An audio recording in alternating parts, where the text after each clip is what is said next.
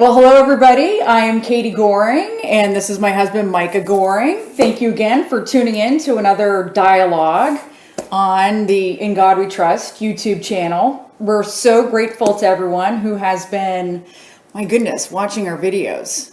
Your latest video, which what was your monologue on Get the Hell Out of Our Country. Ooh, we're going to talk about that a little bit today. Also want to thank everybody who purchased the In God We Trust swag from Iron Empire Clothing. The merchant store shut down on September 30th, so you should be expecting your gear soon.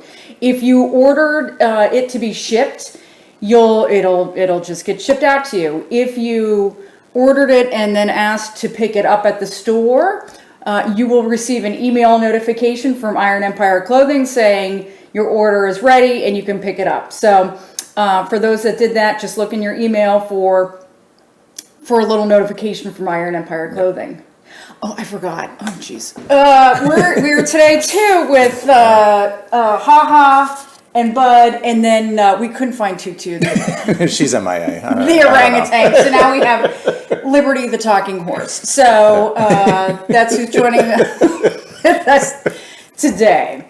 But Micah, let's talk about what you discussed in your monologue last week about getting the hell out of our country. Yeah, I got a little edgy with that. Yeah. I had some fun with the photo editor, but so that was very heartfelt that I wrote, and it's something that we're seeing it all over our country now, and it's a shame. It really is scary times. You see the violence going across the country, and I wanted to talk about the heart reason of why it's there, why all this is happening. Yeah. So you weren't just saying for specific people or anything like that to get the hell out of our country. You were actually... You'll have to go watch the video to see if I was saying that or not. But in essence, you were talking about how, heaven and earth actually coexisted at one time. Yeah. And what happened? Did God ruin it? Did we ruin it? Who ruined it? Yeah. So the key, there's some really key parts of the Bible. The first 3 chapters of Genesis, and I mean, if you only had the first 3 chapters of Genesis, you'd be doing pretty good.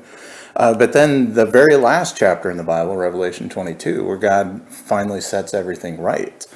And so I borrowed heavily from Tim Mackey. If you go back to the other video, I put the link to Tim's video on there. He does a much better job than I do in describing it. Takes a lot more time too, though, I will say. But he's much more thorough, and he's an excellent speaker. But yeah, he talks about how God made heaven and earth. And the first 2 chapters of Genesis talk about that, this beautiful poem. And Genesis also talks about God walking in the garden with Adam and Eve. So God is there, and heaven is the presence of God. And Adam and Eve were living in the presence of God. And then they decided to disobey him. It's hard to imagine. He gave them this whole planet, this beautiful garden, gave them good, fulfilling work to do. It wasn't like they were just lounging around in the hammock all day long, but they were taking care of the garden. They were watching all the animals and all this stuff. Give them one rule. It's kind of like the pink elephant phenomena, like if you tell someone don't think about a pink elephant, that's the only thing you can think about right now. And God says, don't eat from that one tree. So of course they go and eat from the one tree because that's what we do. Yeah. And as parents, that's something that really hit home as well. You tell your kids don't do something, and next thing you know, they're jumping on the couch every day, early and often, right? Yeah. So one of the things that caught my attention in your monologue was this idea of relativism. Mm-hmm. And the way that I look at it is, if we have moral relativism, meaning, my truth is my truth and your truth is your truth, who's to say who's wrong? Right. It's, we're both right. And how and I'm just going to talk about the United States, because that's where I live and grew up and from, but in a country that, and again, was founded on the principle that our rights and freedoms come from God and not government. What was unique about that is that we are looking to a higher power for our law. We weren't looking to humans for our law. And that's what I feel we're losing now as a nation, is that we are not looking to a higher power. We are looking to ourselves. Yeah. And that is, it's scary. And we're in scary times right now, I think, because of that. No. And it's, over and over again, and this is, in the Bible, it's humans. We fail so much. Yeah. And we repeat our failures over and over and over again. So that is what is, for me, it's sad watching this unfold right now. But at the same token, I take hope knowing that, hey, you know what? We're not at the point of no return. We have the hope of Jesus. We have the hope that God's given us. Mm-hmm. Yeah. Yeah, so you'd mentioned the founding of the country, and then obviously the Declaration of Independence kind of outlines the spirit of America, and it provides a lens through which we can read the Constitution. But the key phrase in the Declaration is, "We hold these truths to be self-evident, that all men are created equal and endowed by the Creator with certain unalienable rights, that among these are life, liberty, and the pursuit of happiness." Good for you. But, but that could only have been written in a Judeo-Christian culture, or by a Judeo-Christian person, and it could only be used as a governing mindset in a culture that largely accepted those values. Not that everyone had to believe that, but everyone largely accepted that Judeo-Christian values were a good thing and something we should live by. And we're moving on from that, and we have moved into an era of my truth. We had, some time ago, Oprah, at one of those award shows or something, encouraged everyone to speak your truth, speak your truth, not the truth, your truth. And so now we're seeing the examples of that where, one person's truth might be working as a nurse healing people, and another person's truth is smashing windows and throwing Molotov cocktails. They're both speaking their truth. We might, have a preference over which one we like, but we can't say one is wrong and the other is right if we're going by my truth. Right. All right. So you said something I think that's going to maybe, be an alarm. I don't know, for some people, and that is, this could only take place in a Judeo-Christian world. So why don't you dive into that a little bit more? Yeah. So, obviously people who are not Christians, are not Jews, might say that and say, well, what about me? And so we look at our founding generation had people, like Benjamin Franklin, one of the most famous ones, was, while he believed that there was some kind of force out there, there's a letter that he wrote, I forget who he wrote it to, but he said, "This is my creed," and he outlines his beliefs. And he says very clearly that he does not believe that Jesus Christ is the Son of God. But it's also very clear from that letter and many other things that he said that he read the Bible, and that he valued the teachings of the Bible. And also, I forget where I read this, but Benjamin Franklin spent a lot of time in France, and he was a huge fan of Voltaire. And he was in France when Voltaire died, and Voltaire, French philosopher, certainly not a Christian. And Benjamin Franklin laid his Masonic crown. I guess the Masons gave out crowns back then. I don't know how all that worked.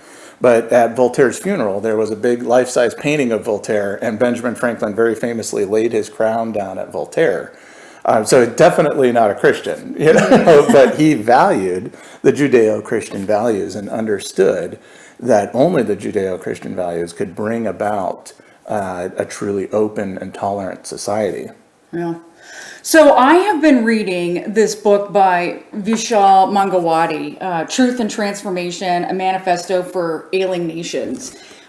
Can't recommend this highly enough. And I believe you read his book the book that changed your world. Yeah. Which I have yet to get to, and looking forward to that. But I want to read a couple of, bear with me here, just a couple paragraphs from this book, Truth and Transformation. So Vishal states, only where the freedom is understood as the rule of law is there some freedom for the governed. A people are free only to the degree to which the powers of their government are limited by law. There is only one test of political freedom. Are the rulers under the law or above the law? If any of the human rulers are above the law, then that is rule of rulers, not the rule of law. Potentially, that is a dictatorship, not a free country. Rule of the human rulers is not freedom. Rule of law is. This raises the fundamental question, is the ultimate source of law human or divine? If the law is entirely human, then those who have the power to make the law have the power to change it too, and thus they are above the law. Genuine freedom is impossible in societies that have only human law. Wow. Yeah. And we saw that, I referenced that just very briefly in the video, Get the Hell Out of Our Country. Because when you look at the Enlightenment Revolution in France in the 1780s, that was very quickly after the American Revolution, but they didn't have that JudeoChristian foundation. And they ended up guillotining hundreds of thousands of people in the streets because it was based on human law.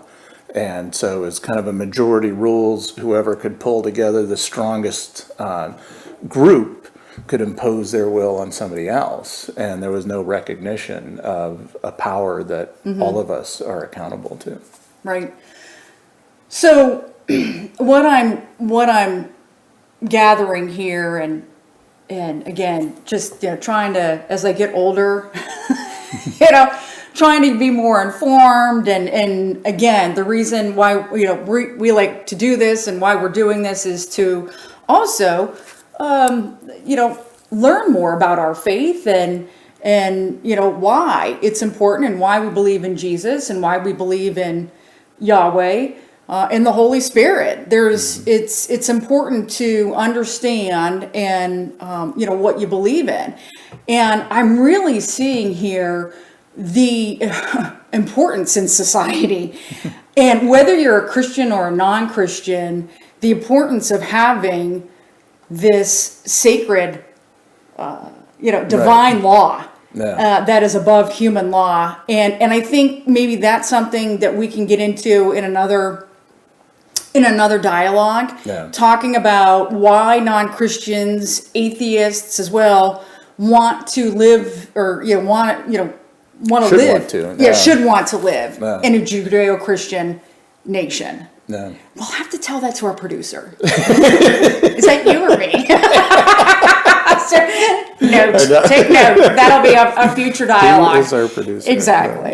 Yeah. So, I think we're summing up what Micah talked about last week in his mini monologue, Get the Hell Out of Our Country. If you haven't watched it, please do so. Also, there's a link to the Tim Mackey YouTube video. Yeah, that's about 40 minutes long, and you have to go into the video description part of the video. So that's below the video. Typically, there's a little gray arrow. There's some people who are learning YouTube as they watch this, which is great. Me too. But thank you again for tuning in, and we look forward to connecting with y'all next week. Yeah, and I just want to say this has been absolutely fantastic. Since we started doing this, we've had people reach out to both of us asking some really great questions, and we've had some really, really good conversations off camera. So whether it's messaging me on Facebook, I'm the only one who's on Facebook, or calling Katie if you have her number, or if you want to talk to Katie and message me, I'll forward it to anyway. Keep it up. We love those. And it makes us think and makes us research. And we're doing research. We're doing the Hillsdale Constitution 101 course, which is free for everyone. Maybe I'll link that in the video description. But there's lots of good information out there.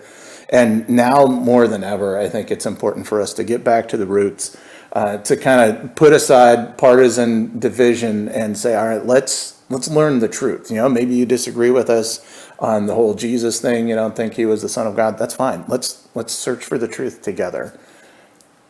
Amen. That's all I have to say on that. All right. Thanks again, everybody. Thank you. We love you. Bye.